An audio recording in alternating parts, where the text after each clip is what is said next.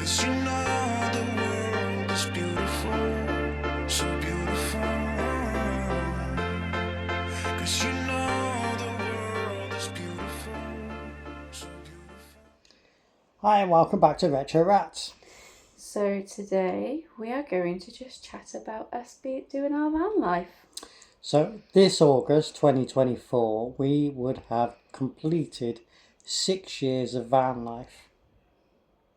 But for the majority of it, it's static. So Yep. we're van lifers, but we're static, which is why it doesn't appear on our channel, which quite a lot. So being static is because we both work full time. Chloe works 4 days a week and I work a 9-day fortnight. So what I've done is I condensed some of my hours into the other 9 days, which means I get one Monday off every fortnight. Well, we do have an upcoming van life festival, and we've put a code and a description in below on the Gumph. Yep, so you can also get discount on your tickets if you use the code. It's in the description. So, obviously, for those who don't know about us, we're going to do a question and answer regarding the van life and how we've seen it. So, post. That's probably one of the biggest questions you get asked. There's no way around it. Because you need to insure your vehicle, you need to have your licence somewhere. You need to be registered somewhere for a GP. Yeah, you need to be registered for a GP. There are options that the boaters use. The narrowboaters tend to use marinas and wharfs and stuff. But generally, no, you have to have it somewhere.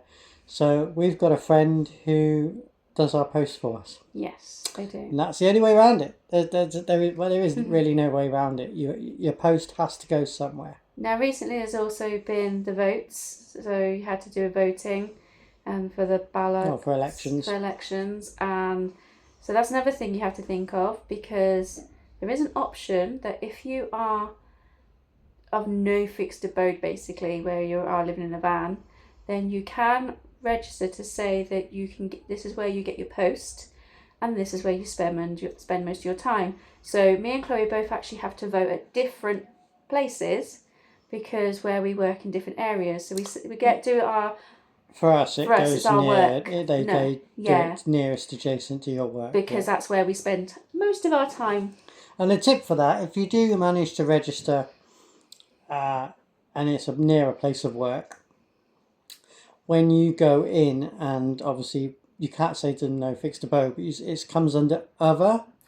So it's at the back of their paperwork. So at the back of their paperwork there. You won't be alone. There'll be 3 or 4 names under other, and you just say to the person who's booking you in, my election page is under other, it's at the back. And they just go, oh, there you are. Oh, okay.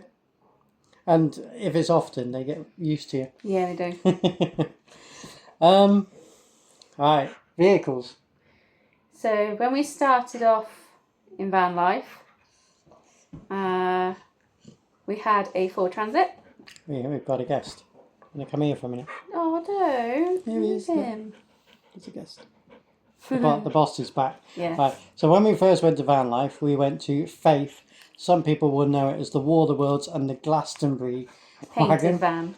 Painted van. So we lived in that for 2 years. It was cold. Yeah, because she was a motorhome, she was designed mainly for summer. And 1988 Transit. In 88, they didn't believe in insulation. No, there was definitely no insulation and no heating either. When we took the ceiling out, there was just a token flutter of this orange remnants of fiberglass, and the whole ceiling, which you can imagine how big a motorhome ceiling is. We only filled a standard carrier bag of what insulation was in there, so it was no wonder why we were cold in that van. Yeah, because if it was -4 outside, it was -4 inside, and if you had icicles on the quilt and on your sleeping stuff, on your clothes, it wasn't good. Yeah, middle of winter, January, you get to the stage where you put your head down and your pillow is damp, and you wake up in the morning and your ear felt soggy. Your clothes in the wardrobe started getting mouldy. It wasn't great. And we didn't have any trouble. We had a Cala heater, so we kept warm while we're conscious, I don't mean the Awake. Calahito knocked us unconscious. I mean, We we did only is we used had it one of while the we were windows while we supervising were it. there, and we had one of the windows cracked open just slightly. So we had the window cracked open slightly and the skylight cracked open slightly. So heating in that van was all right. Now people ask, how do we heat the new van? Because we've been living in Bess, Yeah, our LT35 since Volkswagen. March 2020. So we're coming up to 4 years, and we built the interior Yeah, of done that van. 4 years in her. Have we? Oh, okay. Yeah, we have. Yeah, March 24. We've surpassed 4 years. So we built the interior Yes. of Bess. And we insulated her. So I'll put pictures in now, starting with Faith, who we lived in before, and then we'll follow through to Bess now. And I just can't hide how I feel about you. Nothing can take that away. 'Cause you make the world so beautiful, so beautiful.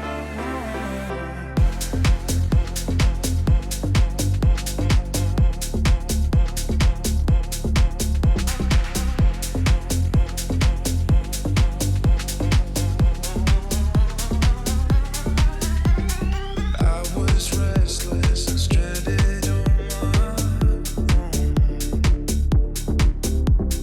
Time seems endless, but nothing's going on. But you came round and turned it upside And yeah, so 2 different vans, and we still own both. Yeah, we do. And obviously Bess is our main home now. She's got a wood burner, as you would have seen. She has, which is really nice and warm. But the only thing is, one of the things that happens when you do van life for so long is you become acclimatized to the weather as well. More Peggy than me. Yeah. So I don't feel the cold now until it's about 6 degrees.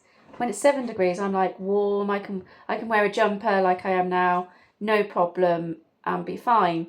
And you go around house dwellers' houses, Oh my god. and they got it at 21, and they go, oh, it's cold, isn't it? And your when they're eyes are going- burning, and you can't visit for more than 5 minutes because it's really hot in their place.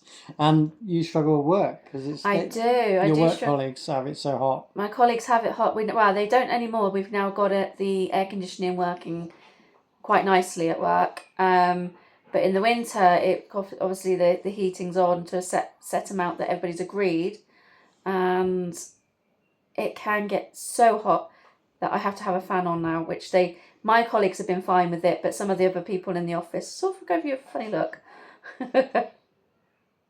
Jack's making funny noises, aren't you? He's looking out the window. He's So looking out the window, and you're going like, well, I saw this. Who are you talking to? So he wants a bit of attention. yeah, So we've covered post. Electricity. good old sunshine. Solar panels. So we have 300 watts. We've only got a very basic system. We've got a 300 watt solar panel, a rigid panel, on the workshop, which runs a cable over to Bess, because Bess doesn't move. We've been static for 4 years. And the runs to an MPT, is that right? MPT controller. MPPT controller we could take up to, I think that controller can take up to 550 input, but we've only got 300 watts solar. And that goes down to a gel style battery, and that basically gives us enough power for LED lighting, charging our phones, that's both of us, charging the laptop, and that's pretty much all we do. Because when the better weather comes and we need to charge the chainsaw and drills and stuff like that, I've got another battery in the workshop that charges up as well, with a 100 watt panel above it, which is not a lot of solar, but that goes around into a battery bank, into a batteries bank, and that has an inverter up to 600 watts, and I can put pretty much everything on charge. Charges printer as well, doesn't it? Yeah, and we do printer. charity work as well, so sometimes we need to print things off and bits and bobs. We've got a laminator in there as well, so we're never really short of power, other than in January? January, so it's depending on how much sunshine there is. December, January. We've done it when it's been November, December, January. But generally it's December and January. This is when we struggle. I am lucky that if we get the battery packs that charges your phones, I can charge those at work because I'm using it for my own phone and I do on And you call. do on call and that, so it's part of your job. It's part of my job that I have to be on call and have it available. So with that, I do have it charged. And we do own a Bluetooth device. I know, well, me and Peggy call it Bluetti. Yeah, I call it Bluetti. I know the manufacturer calls it Bluetooth. We own the baby Bluetooth. I don't know the model number, but that don't matter on this video. And that's pretty good. That's basically a battery bank that charges up, and we can charge our phones on that, and also that's a built-in inverter. So I can have my works laptop, because my works laptop's a bit more powerful than our own personal one. And come spring, summer and early autumn, we've got a separate flexible solar panel. Actually, we can put that over. They say you can lay it on your windscreen. I've always been a bit dubious because in the middle of the summer those things get very hot, and I wouldn't want to kind of damage the glass or affect the glass. So I've always just laid it down into direct sunlight up against the bumper and so on, and it's always worked. It's fine. So that pretty much gets us through most of the year with the solar. Yeah. So we've covered heating, covered Cooking. Oh yeah, cooking. Cooking, we have a gas cooker, full size caravan gas cooker. So all we use is just gas bottles, propane. I can change the connector over, so we can use LPG, propane, or butane. And then that's a different connector, and then I can use butane. So it depends what connector I put on, what bottle we got. I tend to, and it's a bit of a money saving perk if you've got it. If you near a town and it comes to the end of the barbecue season, have a look on good old Facebook for all those people who bought a barbecue just for the summer, used it once because it's always raining, and then they just don't want to put it in their shed for the winter. I managed to sort of end of September, maybe just beginning of October, I always managed to pick up a few gas bottles, sort of for a third of the price. And yeah, they've been used, but there's always more than 3/4 in there. And if you think it's sort of between £35 and £45, really fluctuates at the moment for a gas bottle. If you can pick one up for £15, £20, and you pretty much get £10 back on an empty bottle anyway via Facebook. So I've been doing that for about 4 or 5 years now. I haven't paid for gas for quite some time. Yeah, that's a little tip. Water. Yeah, water. We haven't got the luxuries of those big tanks and taps and all the mod cons that you're used to. So we have quite a few 5-litre bottles that we just keep refilling up, either from work or Chloe's mum's is the main one, and we've got a friend, 2 Johns, who lets us fill them up there as well. Got quite a few friends or if we're going to visit or visiting family, tubs. Yeah, visiting family, some of them lets us filled up there as well. So it's So that leads on to like you washing up. So it's always a joke with my friends that I don't wash up.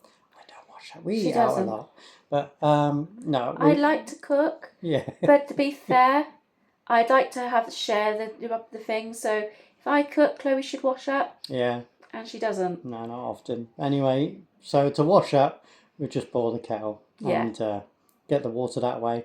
Or if you've got a bit of time, you can just put the kettle on the wood burner if it's in the winter. If it's in the winter, and it will boil in about it's about quarter of an hour on the oven and on the grill and hob and 20 minutes. See, I'm not editing this, and 20 minutes on the wood burner. Try about 30.